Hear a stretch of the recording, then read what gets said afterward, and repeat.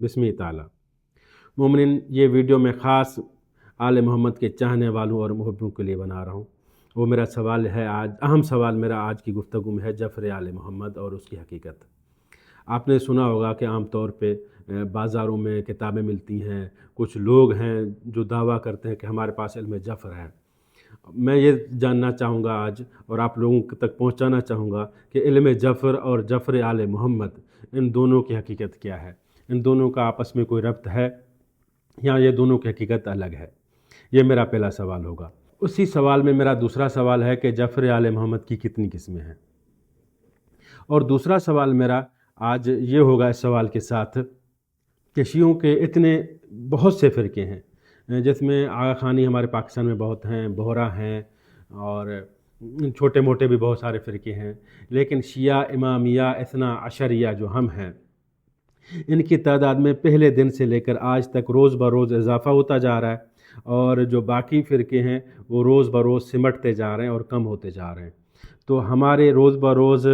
दिन दुगनी और रात चुगनी तरक्की में जफ़र आले मोहम्मद का क्या किरदार है और उनके रोज़ बरोज़ सुकड़ने में जफ़र आले मोहम्मद का क्या किरदार है। अब मेरा तीसरा सवाल है कि कायम आले मोहम्मद अज्जलल्लाहु ताला फ़रजहु शरीफ के ज़ुहूर में के बाद इमाम अलैहिस्सलाम कौन से किस्म का असलहा इस्तेमाल फ़रमाएंगे और उस असलहे में जफ़र आले मोहम्मद का क्या ताल्लुक़ और क्या किरदार होगा? ये तीसरा सवाल हुआ। मेरा चौथा सवाल है, 12वें सरकार अज्जलल्लाहु ताला फ़रजहु शरीफ की ज़ुहूर में सबसे बड़ी रुकावट क्या है और उसमें जफ़र आले मोहम्मद का क्या ताल्लुक़ है? और मेरा पाँचवा सवाल ये है कि इमाम हसन अलैहिस्सलाम की औलाद ने भी इमामत का दावा किया, और जैसे कि आप जानते हैं कि हमारे शिया इस्ना अशरी में इमाम हसन अलैहिस्सलाम की औलाद में हम किसी की इमामत के कायल नहीं हैं और पूरी इमामत जो है, सिलसिला जो है वो इमाम हुसैन अलैहिस्सलाम की औलाद से जारी हुआ। इमाम हसन अलैहिस्सलाम की औलाद ने इमामत का दावा किया मगर वो उसमें कामयाब नहीं हुए, लोगों ने उसको कबूल नहीं किया उस दावा को। आप जानते हैं कि इमाम हसन अलैहिस्सलाम हमारे दूसरे इमाम हैं, इमाम अली अलैहिस्सलाम के बेटे हैं और इमाम हुसैन अलैहिस्सलाम भी इमाम अली अलैहिस्सलाम के बेटे हैं, लेकिन हमारी जो इमामत का सिलसिला चला है, जो 9 इमाम हैं वो सब इमाम हुसैन अलैहिस्सलाम की औलाद में से हैं। इमाम हसन अलैहिस्सलाम की औलाद ने इमामत का दावा किया,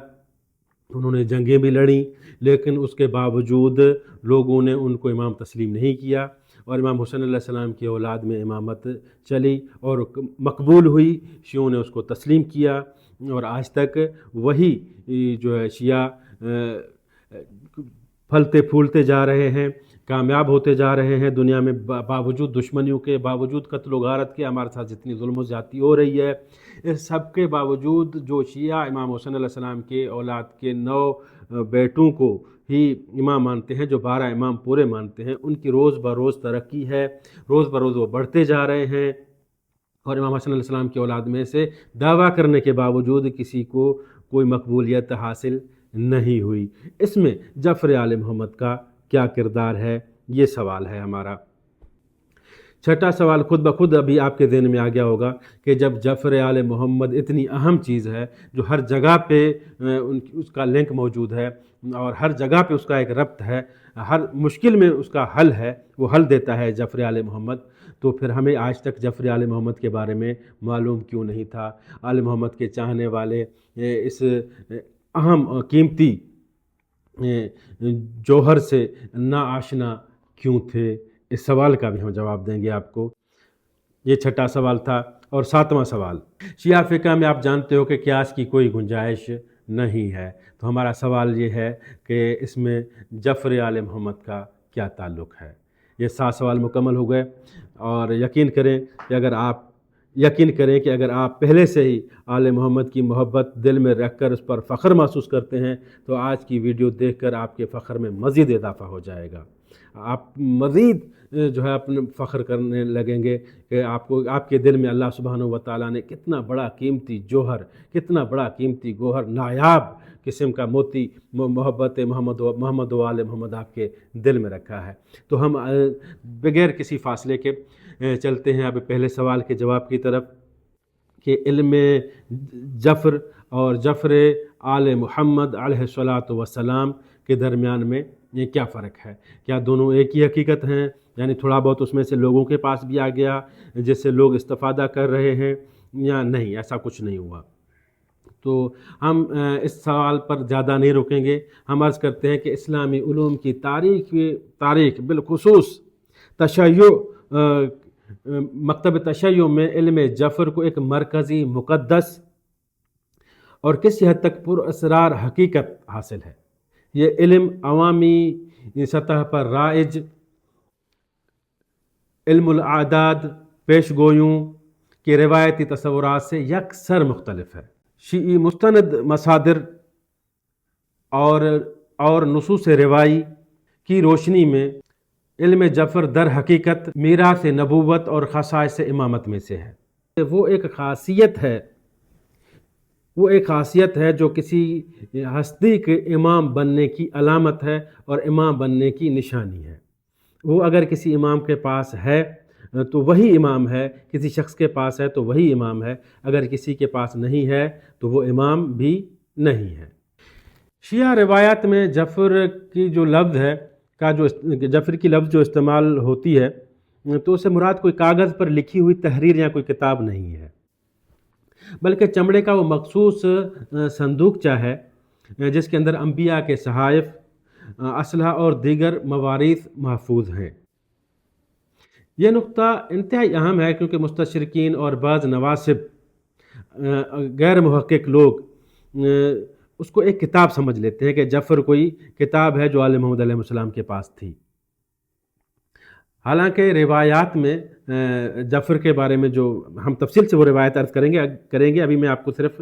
تمہیدی اور ایک خلاصہ دے رہا ہوں تاکہ آپ کو میں آگے لے جانے میں آسانی ہو، کہ وہ صرف جو ہے وہ ایک ظرف ہے، وہ ایک کھال ہے. اس کی کھال ایک ایسی کھال ہے جو صندوق قسم کی ہے. وہ ایک ایسی کھال ہے جس کے اندر علم کی دوسری کتابیں محفوظ کی گئی ہیں، لیکن اس صندوقچے کا جو نام ہم نے جفر لیا ہے، اس کے اندر جو کتابیں محفوظ ہیں وہ اتنی اہم ہیں جن کی تفصیل ہم مزید آگے چل کر آپ کی خدمت میں عرض کریں گے. تو اس لیے اسی ہی صندوقچے کو، اسی ہی کھال کو جو جفر ہے، جفر کھال کو کہا جاتا ہے. تو اسی کھال روایت میں بھی آیا ہے، اسی صندوقچے کا نام جو ہے وہ نمایاں طور پہ لیا جانے لگا جس کو کہا گیا جفر آل محمد. یہ پہلے حقیقت یہ واضح ہو جائے کہ وہ لفظ جفر کیا ہے. لفظ جفر کسی علم کا نام ہی نہیں ہے جو ہم اہل بیت علیہ السلام کی روایات میں آگے چل کر آپ کی خدمت میں عرض کریں گے، بلکہ کیا ہے جفر ایک ایسے مشکیز نما صندوق ہے، ایسی کھال ہے جس کے اندر آل محمد کی اہم کتابیں، جس میں انبیاء کی کتابیں، صحائف، آسمانی کتابیں اور دیگر اہم آل محمد کی اپنی جو ہے ہاتھ سے تحریر کردہ کتابیں وہ درج ہیں. تو مومنین، یہاں تک بات واضح ہو گئی کہ صوفیہ اور عاملین اور یہ جادو ٹونا کرنے والے، تعویذ دھاگے والوں کے پاس جو دعویٰ ہے کہ ہمارے پاس علم جفر ہے، نہیں معلوم وہ تقصیر الاعداد یا علم الاعداد اس کی حقیقت کیا ہے، وہ کیا ہے، اس کا سچ کیا ہے، اس کا جھوٹ، اس کے بارے میں ہم نہیں جانتے. لیکن کم سے کم یہ جفر آل محمد سے کسی قسم کا اس کا کوئی تعلق نہیں ہے. یہ بات اپنی جگہ پر ہم پہلے ہی واضح کر رہے ہیں.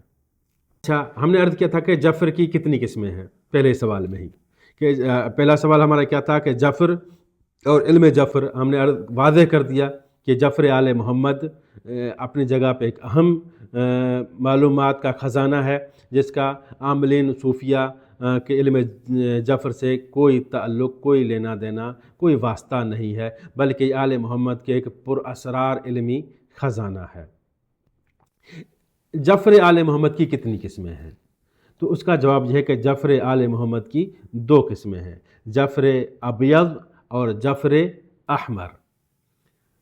جفر ابیض یعنی سفید کھال، جفر احمر یعنی سرخ کھال. اب ان دونوں میں ناموں کے حساب سے الگ الگ ذخیرہ کتب جمع کی گئی ہیں. ابیض آپ جانتے ہیں کہ اب سفید کلر جو ہے وہ امن کا ہوتا ہے، علم کا ہوتا ہے، اور احمر جو ہے سرخ جو ہے وہ جنگ کا ہوتا ہے اور اسلحے کا ہوتا ہے، یہ لفظوں سے بھی واضح ہے۔ لیکن آگے ہم مستند روایات شیعہ کتب کی سند کے ساتھ تفصیل کے ساتھ آپ کی خدمت میں عرض کریں گے کہ یہ روایات سے ہی ہم آپ کی خدمت میں عرض کر رہے ہیں۔ روایات کے مطابق جعفر ابیض میں انبیاء کی اصل کتابیں محفوظ ہیں۔ آپ نے سنا ہوگا روایات میں بھی، مناظروں میں ائمہ علیہ السلام کے، ائمہ اہل بیت علیہ السلام کے، جب وہ دوسرے ادیان کے نصارہ کے ساتھ، یہودیوں کے ساتھ جب وہ مناظرے فرماتے تھے تو انہی کی کتابوں سے ان کو وہ آپ حوالے دیا کرتے تھے اور ان کو بتایا کرتے تھے کہ کیا یہ آپ کی کتاب میں یہ نہیں ہے؟ تو یہ کہاں سے آتی تھیں یہ باتیں؟ دراصل ائمہ اہل بیت علیہ السلام کے پاس اصلی کتابیں، یعنی زبور وہی اصلی کتاب جو نازل ہوئی نبی کے اوپر، توریت وہی اصلی کتاب، اور انجیل وہی اصلی کتاب، اور حضرت ابراہیم علیہ السلام کے سارے صحیفے وہ جعفر ابیض میں آل محمد کے پاس محفوظ تھیں۔ یہ روایات ہیں جو ہم آگے چل کے آپ کی خدمت میں عرض کریں گے۔ اب یہاں پہ واضح ہو گیا نا کہ ائمہ اہل البیت علیہ السلام وارث علوم انبیاء ہیں۔ السلام علیک یا وارث آدم صفوت اللہ، السلام علیک یا وارث نوح نبی اللہ، یہ اظہارات پڑھتے ہیں ہم اپنے ائمہ علیہ السلام کی، تو اس بنا پر پڑھتے ہیں کہ ان کی جو میراث ہے، ان کی میراث حقیقی طور پر اہل البیت علیہ السلام کے جعفر ابیض میں علمی میراث تمام کے تمام محفوظ اور موجود ہے۔ ہم نے یہ سوال بھی عرض کیا تھا کہ شیعہ فقہ میں قیاس کی کیوں کوئی گنجائش نہیں ہے، کیونکہ شیعوں کے پاس، ائمہ اہل بیت علیہ السلام کے پاس جو جعفر ابیض تھا، اسی میں اہم کتاب امیر المومنین علی ابن ابی طالب علیہ السلام کی تحریر کردہ، نبی کریم صلی اللہ علیہ وآلہ وسلم کی املا کردہ کتاب الجامعہ، جس پر ہم نے پہلے ایک ویڈیو بنائی ہوئی ہے، وہ کتاب بھی جعفر ابیض میں محفوظ تھی، اسی میں رکھی ہوئی تھی۔ یہاں سے یہ بات بھی واضح ہو جاتی ہے کہ جو لوگ کہتے ہیں کہ نبی کریم نے یہ چیز نہیں بتائی، یہ چیز نہیں بتائی، نہیں، نبی کریم صلی اللہ علیہ وآلہ وسلم نے یہاں تک بتا دیا کہ کسی خراش کا کتنا جرمانہ ہوگا، وہ بھی نبی کریم صلی اللہ علیہ وآلہ وسلم بتا کر گئے ہیں اس دنیا سے۔ مسئلہ یہ ہے کہ آپ نے لیا نہیں۔ یہ بات پہلے واضح ہونی چاہیے کہ کیوں ہمیں ضرورت نہیں ہوئی قیاس کی، کیوں ہمیں اندازوں کی ضرورت نہیں ہوئی شریعت کو سمجھنے کے لیے؟ اس لیے کہ ہمارے ائمہ علیہ السلام کے پاس جعفر ابیض تھا، اس میں اتنا علمی خزانہ تھا کہ نبی کریم کی مکمل تعلیمات اسی کتاب الجامعہ کے اندر محفوظ تھیں، اور وہ الجامعہ جعفر ابیض آل محمد میں محفوظ تھی۔ اب سوال آئے گا کہ جعفر احمر کیا ہے؟ جعفر احمر وہ ذخیرہ ہے، وہ خزانہ ہے اسلحے کا، کیونکہ احمر سرخ رنگ اسلحے کی علامت ہے۔ اہل البیت علیہ السلام کی روایات میں یہ بات واضح طور پر ہمیں ملتی ہے کہ جعفر احمر جو اسلحہ کے جو اس میں موجود ہے، اس کا استعمال ہمارے 12ویں سرکار سلام اللہ علیہ فرمائیں گے، اور وہ محفوظ ہے۔ عزیزان، یہاں پر ہم رکتے ہوئے آپ کو اس سوال کا بھی جواب دیتے ہیں کہ ہمارے 12ویں سرکار کی ظہور میں تاخیر کیوں ہو رہی ہے، اور اس میں جعفر کا کیا تعلق ہے؟ تو واضح کر دیں کہ حضرت عیسیٰ علیہ السلام اس دور میں دنیا میں نبوت کا اعلان فرماتے ہیں جس دور میں طبیب اور حکیم ان کا بڑا دبدبہ تھا، ان کے سامنے کوئی نہیں آتا تھا۔ حضرت عیسیٰ علیہ السلام آئے اور انہوں نے مردوں کو زندہ کرنا شروع کیا تو طبیب حیران ہو گئے، یقین ہو گیا طبیبوں کو، یقین ہو گیا اس دور کے حکیموں کو کہ یہ جو حضرت عیسیٰ علیہ السلام جس قسم کا علاج فرما رہے ہیں، اس میں علم طب کے پاس کوئی قاعدہ نہیں ہے، اس میں حکمت میں کوئی قاعدہ نہیں ہے۔ تو انہوں نے تسلیم کیا کہ حضرت عیسیٰ علیہ السلام اللہ کے نبی ہیں۔ آپ آ جائیں حضرت موسیٰ علیہ السلام کے زمانے میں، حضرت موسیٰ علیہ السلام کے زمانے میں جادوگروں کا زمانہ تھا، ان کا بڑا نام تھا۔ حضرت موسیٰ علیہ السلام نے آ کر جو عصا پھینکی اور ان کے سانپ عصا نے ہڑپا لیے تو جادوگروں کو اس بات کا یقین ہو گیا کہ یہ جو عمل حضرت موسیٰ علیہ السلام نے انجام دیا ہے اس میں جادو کا کوئی عمل دخل نہیں ہے، یہ یقیناً حضرت موسیٰ علیہ السلام کے ساتھ کوئی غیبی اور کوئی اللہ جو جن کا وہ دعویٰ کرتے ہیں نام لیتے ہیں وہی ان کے ساتھ ہیں، جو ما فوق جو ہے عادہ بہت اعلیٰ حکمت اور قدرت والے ہیں۔ نبی کریم صلی اللہ علیہ وآلہ وسلم کے زمانے میں عربوں کو اپنی زبان، اپنی لہجے پر، اپنی گفتگو پر بڑا ناز تھا، تو اللہ سبحانہ و تعالیٰ نے آپ کو قرآن کریم بطور معجزہ عطا فرمایا، تو سب کی زبانیں گنگ ہو گئیں، کوئی قرآن کریم کے مثل کوئی آیت بھی نہیں بنا سکا۔ تو آج جو ہمارا دور ہے عزیزان، آج جو ہمارا دور ہے وہ ہے اسلحے کا، وہ ہے ٹیکنالوجی کا۔ آج فوجوں کی تعداد نہیں لڑ رہی، آج جس کے پاس ٹیکنالوجی ہے، آج جس کے پاس جدید قسم کا اسلحہ ہے وہ لڑے گا۔ تو اب ہمارے امام علیہ السلام کے انتظار میں تاخیر میں ایک یہ وجہ ہے کہ تم کر لو ترقی جو کرنی ہے، تم کر لو ترقی جو کرنی ہے، بنا لو جو اسلحے بنانے ہیں۔ جب 12ویں سرکار خود تشریف لائیں گے، ان کے پاس جو جعفر احمر ہے اس میں جو اسلحے کی ٹیکنالوجی ہے وہ اللہ کی طرف سے دی ہوئی ٹیکنالوجی ہے، اس کے سامنے کسی ملک کا کوئی اسلحہ نہیں چلے گا، کسی ملک کی کوئی ٹیکنالوجی نہیں چلے گی۔ دوسری بات میں آپ عرض کر دوں کہ تاخیر میں ایک سب سے بڑی وجہ ہمارا شعور بھی ہے، انسانی شعور بھی سب سے بڑا سبب ہے، رکاوٹ ہے امام علیہ السلام کے ظہور میں۔ شعور کیسا ہے؟ دیکھیں ابھی آپ کیا سمجھتے ہیں کہ امام علیہ السلام جب ظہور فرمائیں گے تو پورے مظلومیت امام علیہ السلام کا ساتھ دے گی؟ کتنا ممکن ہے کہ مظلوم خود امام علیہ السلام سے جنگ کرنے کے لیے کھڑا ہو جائے تھوڑے بہت پیسے لے کر؟ ایسا نہیں ہے۔ آپ دیکھیں کہ سیاسی پارٹیاں لوگوں کو اپنے جلسوں میں کیوں بلاتے ہیں؟ پیسے دے کر، اور پھر حالانکہ وہ ان کی حمایتی نہیں ہوتے، لالچ میں آ رہے ہوتے ہیں، کیونکہ ابھی تک ان کو شعور نہیں ہے کہ ان کی بھلائی کس میں ہے اور ان کی برائی کس میں ہے۔ تو عزیزان، انسانیت ابھی تک طفل مکتب ہے، انسانیت کا اصل ٹارگٹ انی جاعل فی الارض خلیفہ، انسان کو اپنے خلافت کے بیج میں آنا ہے، انسان کو اپنے خلافت کے مقام تک پہنچنا ہے، لیکن اس کے لیے انسان ابھی تک سیکھنے کے مراحل میں ہے، انسان ابھی تک طفل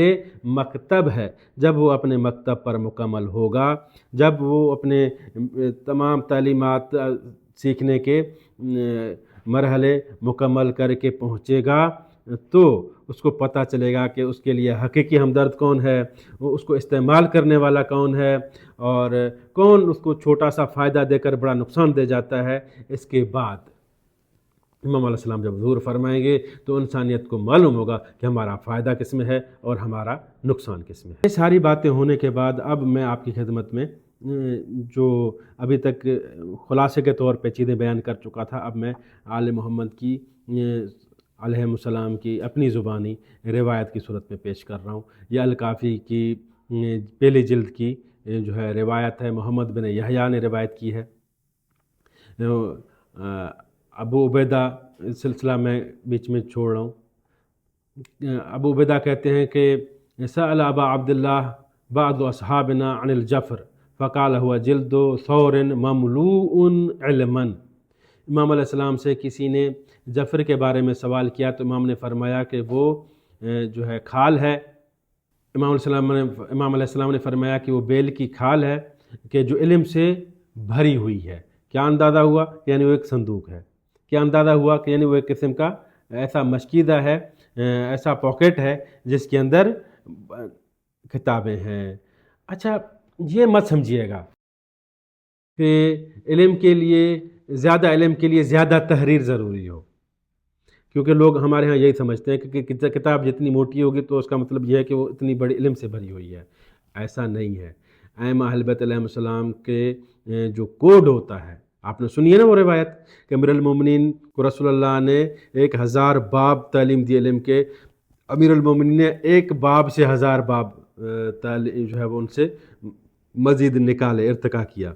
تو کوڈ دیے رسول اللہ نے، سمجھے، اور اس میں سے ہر ایک میں سے 1000 کوڈ امام علیہ السلام نے پھر مزید اس سے نکالے، تو لاکھ باب بنتے ہیں۔ قیاس نہیں کر سکتے ہم اپنے ذہنوں کو آل محمد پر، کیوں کہ ہمیں 1 لاکھ صرف سبجیکٹ کا نام یاد کرنے کے لیے کتنی زندگی چاہیے؟ صرف نام یاد کرنے کے لیے آپ اندازہ کریں کہ امیر المومنین نے 1 لاکھ علم استعمال کیے ہیں، 1 لاکھ علم استعمال کیے ہیں۔ تو ان کے پاس جو ایک لفظ بھی ہے اگر، تو اس لفظ کا جو فہم ہے آل محمد کا وہ اللہ سبحانہ و تعالیٰ کی طرف سے ہے، وہ علم کا وہ مقام، کیونکہ یہ چیزیں ہم صرف آپ کے لیے طوطے کی طرح بیان کر سکتے ہیں اور آپ سمجھ سکتے ہیں، آل محمد کے حقائق کو، آل محمد کی گہرائی کو ہم آپ تصور تک بھی نہیں لے جا سکتے عزیز مومنین، نہیں جا سکتے اس تک۔ اس لیے یہ بات پہلے سے ذہن میں رہے کہ آپ کہیں کہ بھئی ایک بیل کی کھال میں کتنی کتابیں آ سکتی ہیں، آپ بتاؤ کہ جس امام کو ایک علم سے 1000 علم نکالنے کی صلاحیت ہو، ان کے پاس اگر ایک بیل کی کھال جتنی اندر سے کتابیں ہوں تو وہ علم کہاں تک پہنچے گا، اور اس کا مقام، اس کی گہرائی کیا ہوگی، یہ تو ہم اور آپ کی سوچ سے بڑھ کر ہے۔ یہ تو امام علیہ السلام نے اس میں الجامعہ کا بھی ذکر کیا، جو ہم جامعہ پہ الگ ویڈیو بنا چکے ہیں۔ امام علیہ السلام نے اس میں جو ہے مصحف فاطمہ سلام اللہ علیہا کا بھی ذکر فرمایا، جس پر ہم الگ سے ویڈیو بنائیں گے۔ اس وقت ہم ہیں جعفر کے موضوع کے اوپر۔ اب میں جا رہا ہوں دوسری روایت پر، جس کو حسین بن علا نے روایت کیا ہے، یہ اصول کافی کی روایت ہے۔ عدۃ من اصحابنا عن احمد بن محمد عن علی بن الحکم عن الحسین بن ابی العلا، روایت ہے سمعت ابا عبداللہ علیہ السلام یقول ان عندي الجعفر الابیض قال قلت فأي شيء فيه قال زبور داود وتوراة موسى وإنجيل عيسى وصحف إبراهيم عليه السلام والحلال والحرام مصحف فاطمة ما أزعم أن فيه قرآنا وفيه ما يحتاج الناس إلينا ولا نحتاج إلى أحد حتى فيه الجلد ونصف الجلد۔ تو یہاں پر بھی امام علیہ السلام نے کیا فرمایا کہ ہمارے پاس جعفر ہے، جس کے اندر جو ہے زبور حضرت داؤد علیہ السلام ہے، تو موسیٰ علیہ السلام کی تورات ہے، حضرت عیسیٰ علیہ السلام کی انجیل ہے، حضرت ابراہیم علیہ السلام کے صحیفے ہیں، اور اس میں ہر حلال اور حرام کا بھی ذکر ہے، اس میں مصحف فاطمہ سلام اللہ علیہا کا بھی ذکر ہے۔ اور امام نے فرمایا کہ وہ اچھا، کیونکہ یہاں پر بعض دفعہ کیا ہوتا ہے، جب ہم علوم آل محمد کا ذکر کرتے ہیں تو نواسب کو فوراً بدہضمی ہو جاتی ہے، وہ کہتے ہیں کہ دیکھو ان کے پاس خفیہ قرآن ہے، خفیہ قرآن ہے۔ کوئی خفیہ قرآن نہیں ہے، یہ کمال آل محمد ہے، یہ علوم آل محمد ہیں۔ کیونکہ آج ہم سنتے ہیں لوگ کہتے ہیں کہ نبی کریم کی صلی اللہ علیہ وآلہ وسلم کی قرآن کی تفسیر پر کوئی روایات نہیں ہے، فلاں پر نبی کریم نے کچھ نہیں فرمایا، فلاں پہ کچھ، نبی کریم نے سب کچھ فرمایا، نبی کریم نے پورا دین لکھوایا، نبی کریم نے پورے قرآن کی ایک ایک آیت لکھوائی اور سمجھائی، آپ لوگوں نے لیا نہیں۔ تو اس کا مطلب یہ نہیں ہے کہ ملا نہیں۔ تو ہم جب ذکر کرتے ہیں کہ آل محمد کے پاس یہ علوم ہیں، یہ اللہ سبحانہ و تعالیٰ کی طرف سے علمی تحفے ہیں، تو فوراً بدہضمی ہو جاتی ہے۔ یہ رسول اللہ کی طرف سے اللہ سبحانہ کی طرف سے رسول اللہ کے واسطے سے آل محمد کے پاس یہ سب کچھ امانت علوم کی پہنچائی ہوئی ہیں۔ اگر کوئی اور بھی اس میں شریک ہوتا اور لینا چاہتا تو وہ بھی لے سکتا تھا، کسی کے لیے کوئی پابندی نہیں تھی۔ اسی لیے حضرت سلمان علیہ السلام کو رسول اللہ نے اپنے اہل بیت میں شامل فرمایا۔ تو مسئلہ یہ ہوا کہ آپ نے لیا نہیں، اور جنہوں نے لیا ہے ان کو آپ مانتے نہیں ہو، تو ایسا نہیں کریں۔ تو امام علیہ السلام نے فرمایا کہ اس میں قرآن نہیں ہے، یعنی قرآن کا مقام ایک اور ہے۔ قرآن وہ ہے جو آپ کے پاس بھی ہے، ہمارے پاس بھی ہے، اور وہ قرآن بھی کا جو فہم ہے جو اہل بیت علیہ السلام کے پاس ہے، وہ پھر اور کسی کے پاس نہیں ہے۔ تو جو ہمیں ملا تک نہیں، جس تک ہم پہنچ نہیں سکتے، وہ بھی ان کے پاس ہے، اور جو ہمیں ملا اور اس کے فہم میں بھی ہم اہل بیت علیہ السلام کے محتاج ہیں، یعنی قرآن کریم، وہ بھی اہل بیت علیہ السلام کے پاس ہے۔ یہ بات ضرور سمجھنی چاہیے۔ اسی روایت میں امام علیہ السلام نے فرمایا وَعِنْدِي الْجَعْفَرُ الْأَحْمَرُ، میرے پاس جعفر احمر بھی ہے۔ قُلْتُ وَأَيُّ شَيْءٍ فِي الْجَعْفَرِ الْأَحْمَرِ، جعفر احمر میں کیا چیز ہے؟ تو آپ علیہ السلام نے فرمایا السلاح وذالک انما یفتح للدم، اس میں اسلحے ہیں لیکن ہم نے اس کو کھولا نہیں ہے۔ اس کو کب کھولا جائے گا؟ جب جنگ کرنی ہو۔ لیکن جنگ کون کرے گا؟ ہم جنگ کریں گے۔ امام نے فرمایا یفتحہ صاحب السیف للقتل، جو صاحب تلوار ہے، جو صاحب قدرت ہے، وہی جنگ کرنے کے لیے، قتال کے لیے اس کو کھولے گا، یعنی وہ بند ہے۔ اس کو امام علیہ السلام فرماتے ہیں کہ ہم نے اس کو نہیں کھولا۔ فقال ابو لہو عبداللہ بن ابی یعفور اصلحک اللہ ایعرف بنو الحسن، یہاں پر ہمارے اس سوال کا جواب ہے جو ہم نے شروع میں کہا تھا کہ امام حسن علیہ السلام کی اولاد نے بھی امامت کا دعویٰ کیا تھا، لیکن ان کی امامت کو مقبولیت کیوں نہیں حاصل ہوئی؟ لیکن ان کو لوگوں نے کیوں نہیں مانا، کیوں لوگوں نے تسلیم نہیں کیا؟ تو اس سوال کا جواب ہم یہاں دے رہے ہیں۔ عبداللہ بن ابی یعفور نے امام علیہ السلام سے پوچھا کہ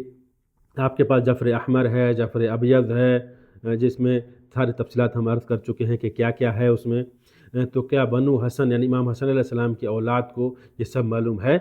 کہ امامت کے لیے یہ چیزیں ضروری ہوتی ہیں جو آپ کے پاس ہیں ان کے پاس نہیں ہیں؟ یعنی ایسا تو نہیں ہے کہ ان کو کوئی غلط فہمی ہو گئی ہے؟ امام علیہ السلام نے فرمایا واللہ یعرف، اے واللہ، اللہ کی قسم ان کو معلوم ہے، کما یعرفون اللیل انہ لیل والنہار انہ نہار، جس طرح ان کو پتہ ہے کہ دن کیسا ہوتا ہے اور رات کیسی ہوتی ہے، جس طرح ان کو یہ پتہ ہے اسی طرح ان کو یہ بھی پتہ ہے کہ جعفر کیا ہے، جعفر ابیض کیا ہے، جعفر احمر کیا ہے، اور وہ ہمارے پاس موجود ہیں، انبیاء کی میراث ہمارے پاس موجود ہے، مگر وہ نہیں مانتے، وَلَكِنَّهُمْ يَحْمِلُهُمْ الْحَسَدُ، امام نے فرمایا لیکن ان کو تھوڑا حسد ہو گیا ہے، وہ حسد میں مبتلا ہو گئے ہیں، اور یہ ہوتا ہے اہل فضل کے ساتھ، اللہ کے بندوں کے ساتھ حسد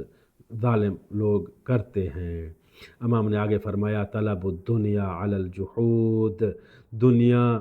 کی طلب نے ان کو ہٹ دھرمی پر لا کر کھڑا کیا ہے اور انکار کرنے پر، ولو طلب الحق بالحق لکان خیر لہم، اگر وہ حق کو حق کے ذریعے سے حاصل کرتے تو ان کے لیے بہت بہترین تھا۔ تو وہ کیوں کامیاب نہیں ہو سکے آل حسن؟ کیونکہ شیعہ جو حق کے متلاشی ہوتے تھے وہ ادھر بھی جاتے تھے ادھر بھی آتے تھے، اور امام علیہ السلام ان کو یہ چیزیں دکھاتے تھے، فرماتے تھے جاؤ پوچھو ان سے، یہ روایات بھی ہیں کہ جاؤ پوچھو ان سے پوچھو مصحف فاطمہ ہے تمہارے پاس، ان سے پوچھو جا کے الجامعہ ہے تمہارے پاس، ان سے جا کے پوچھو ہے ان کے پاس کچھ نہیں ہے۔ اور یہ امام جعفر صادق علیہ السلام کے زمانے میں ہوا کہ جب امام حسن علیہ السلام کی اولاد میں سے عبداللہ محض اور ان کے بیٹے محمد نفس ازکیہ بنو عباس کے ساتھ مل کر بنو امیہ کے خلاف جو ہے وہ جنگ کر رہے تھے، تو انہوں نے ایک میٹنگ بلائی تھی، اس میٹنگ میں بیعت لینے والے تھے عبداللہ محض اپنے بیٹے کے لیے، تو اس میٹنگ میں بنو ہاشم امام حسن علیہ السلام کی اولاد اپنے لیے بیعت لینے والی تھی۔ امام جعفر صادق علیہ السلام کو نہیں بلایا گیا اس میٹنگ میں، اور امام علیہ السلام بغیر بلائے اس میٹنگ میں حاضر ہوئے۔ امام علیہ السلام نے وہاں جا کر بتایا اپنے امام حسن علیہ السلام کی اولاد کو کہ آپ اور آپ کے بیٹے سب مار دیے جاؤ گے، آپ کو خلافت میں سے حکومت میں سے کچھ نہیں ملے گا، اور یہ ساری جو حکومت ہے وہ بنی عباس کریں گے، اور آپ کو صرف اس وقت استعمال کر رہے ہیں۔ اس وقت کی جو صورتحال تھی، اس وقت کوئی نہیں سمجھ سکتا تھا کہ امام صادق علیہ السلام جو کچھ فرما رہے ہیں ایسا ممکن بھی ہے، لوگ نہیں سمجھ سکتے تھے، اس طرح ایسا ممکن ہی نہیں تھا، لیکن ایسا صورتحال ہی نہیں تھی ایسی، لیکن امام علیہ السلام نے جو فرمایا بعین ہی وقت گزرنے کے ساتھ وہی ہوا، سارے امام حسن علیہ السلام کی وہ اولاد جو بنو عباس کے ساتھ اتحاد کر رہی تھی وہ سب کے سب مارے گئے۔ تب جا کے لوگوں کو اندازہ ہوا کہ امام علیہ السلام نے جو اتنی دقیق معلومات دی ہیں اور اتنی یقین کے ساتھ معلومات دی ہیں، اور بالکل وہ اسی تفصیل کے ساتھ سب کچھ ہوا، تو یہاں سے معلوم ہوا کہ جعفر آل محمد، جس میں حال، استقبال، ماضی، ان تمام جو خبر ہیں، اس میں ایسی کتابیں ہیں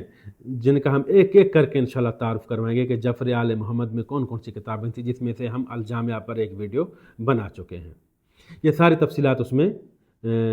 تھیں، اسی میں یعنی یہ امام علیہ السلام کی دور اندیشی اللہ سبحانہ و تعالیٰ کی طرف سے تھی، جہاں سے امام علیہ السلام نے تمام فیصلہ کن وقت پر بتایا، امام حسن علیہ السلام کی اولاد کو بتایا کہ وہ اپنے بیٹے کو نفس زکیہ کو مہدی کے طور پہ متعارف کروا رہے تھے۔ امام صادق علیہ السلام نے فرمایا مہدی یہ نہیں ہے، مہدی کا وقت ابھی یہ نہیں ہے، مہدی ابھی نہیں آیا، یہ تلوار کا وقت نہیں ہے،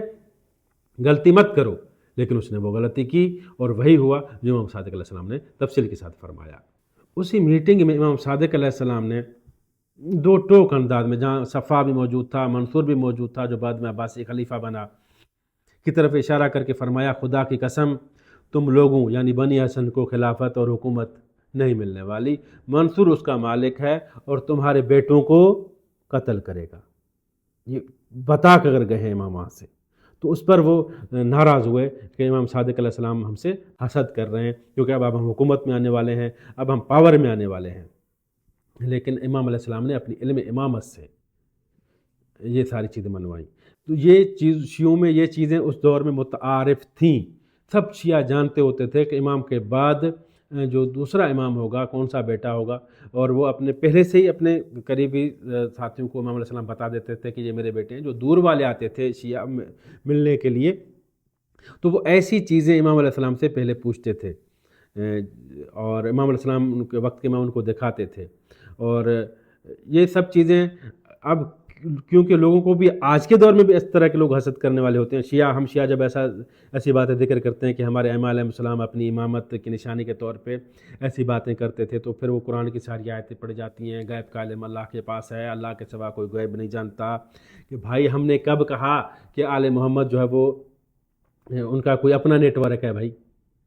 اللہ کا ہی نیٹ ورک ہے، وہ اللہ کے ہی نمائندے ہیں، وہ اللہ کو ہی منوا رہے ہیں۔ وہ اللہ پتہ کیسے چلے کہ یہ میرا امام جو ہے یہ اللہ نے بنایا ہے یا نہیں بنایا؟ اگر یہ میرے امام کو اللہ نے بنایا ہے تو وہ اللہ اس سے رابطے میں بھی ہوگا۔ جب اللہ اس سے رابطے میں ہے تو اللہ نے مجھے اگر ان کے توسط سے کوئی بات بتا دی تو یہ علم غیب ہو گئی، یہ شرک ہو گیا، یہ کفر ہو گیا، تو مطلب میں تو پھر اللہ تک پہنچ ہی نہیں سکتا۔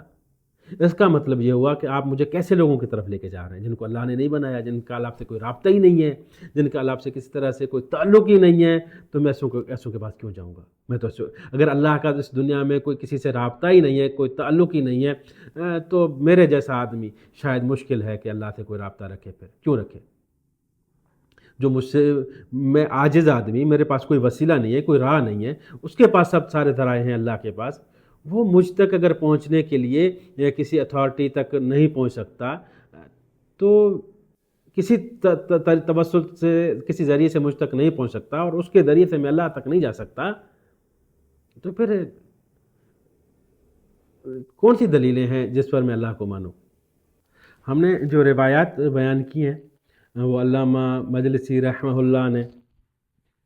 تقریباً ان پہ تبصرے کیے ہیں۔ ان کی روایت میں سے ایک کو صحیح کہا ہے، ایک کو حسن کہا ہے،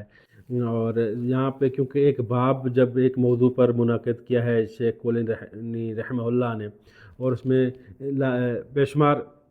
روایت لائی ہیں، تو پھر کیونکہ ایک موضوع پر جب ایک باب بن جائے تو اس میں اس موضوع پر تو شک نہیں کیا جا سکتا اور تفصیلات پہ پھر بات ہو سکتی ہے۔ تو جعفر آل محمد پر کیونکہ شیعوں کے پاس تواتر اگر نہیں تو مستفید یعنی تواتر سے ایک تھوڑا درجہ کم یعنی صحیح سے بہت اوپر روایت موجود ہیں، جس میں بصائر و درجات میں بھی تفصیلی روایات ہیں، الکافی میں بھی تفصیلی روایات ہیں اور کثیر تعداد میں ہیں۔ اور علامہ مجلسی نے سب روایت پر جو ہے وہ بعض پہ حسن کا حکم لگایا، بعض پہ جو ہے وہ صحیح کا حکم بھی لگایا ہے، یعنی ہم ان پہ بالکل عقیدہ رکھ سکتے ہیں، ہمارے شیعہ علماء کی اس پر تحقیق ہے۔ آخر میں جو ہم عرض کر رہے ہیں کہ شیخ مفید رحمہ اللہ نے بھی یہ سب چیزوں کو اپنے اوائل المقالات میں گفتگو کی ہے ان پر، اور اپنی تفصیلی تحقیق پیش کی ہے۔ فرمایا کہ سب اللہ سبحانہ و تعالیٰ کی طرف سے ہے،